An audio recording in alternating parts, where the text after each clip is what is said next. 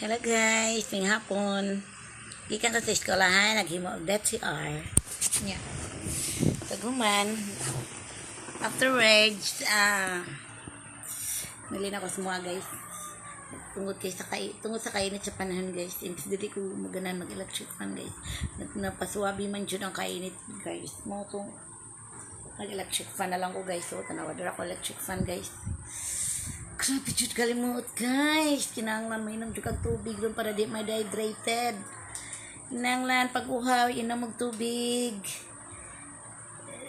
Then pag sington, trapuhan. Dili sad pwede nga magpauga ka sa imong singot sa electric fan kay makadaot biya na. Yes. Naka-experience ko na maughan ka sa singot. Pag maughan ka sa singot, ubhon ka. May sakit imong kalawasan. You cannot move because I've been experienced that one. Katong nag-zumba me. Then afterwards, nali ko mo agad Shopee.